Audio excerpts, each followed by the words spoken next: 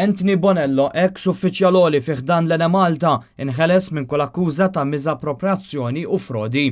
Bonello li għandu 64 sena kien jokkupa l-kariga ta' kap ta' riżorsi umani fih dan l-Enemalta, meta f'daqqa waħda spiċċa jaffaċċja diversi akkużi, inkluż li jagħmel użu ħażin minn credit cards f'każi li jmorru lura sal-2014. Iżda qudiem il-Maġistrat Claire Stafrace Zammit, Bonello mhux biss inħeles minn kull akkuża, iżda nstemaw diversi xhieda li ddikjaraw li hu kien jagħmel xogħlu b'reqqa u kien jaqbes għal ħaddiema. Tantu hekk li fid-deċiżjoni tagħha il-Maġistrat innutat li Bonello kellu għal qalbu l-interessi tal-ħaddiema u dejjem ħadem biex żamm relazzjoni tajba mal-unions kollha b'mod speċjali dawk li kienu jistinkaw biex jipproteġu d-drittijiet tal-ħaddiema. Waqt li nnutat li qudiema ma tresqet l-ebda evidenza b'saħħitha ta' xi ksur ta' liġi jew prattiċi ħżiena waqt xogħol Bonello, il-Maġistrat iddikjarat ukoll li l-każ li nġib kontrih kien ibbażat fuq informazzjoni mhux kompleta bil-konsegwenza li tpenġiet stampa differenti mir-realtà.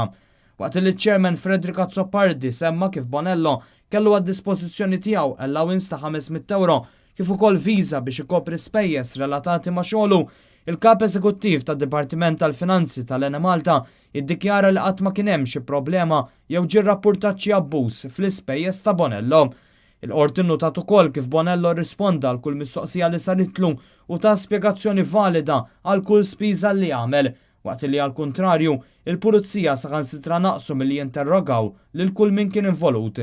Fid-dawl ta' dan kull akkuża fil-konfront tiegħu ġiet ddikjarata nulla bil-Maġistrat Stafrace Zammit tagħti lil Bonello l-aqwa ċertifikat possibbli meta fis-sentenza tagħha stqarret li l-prosekuzzjoni ma rnexxilix tnissel imqar li ċkien dubju dwar l-akkużat jew tressaq l-inqas evidenza ta' regolarità minnu. Anthony Bonello kien rappreżentat mill-avukat Joe Gilliam.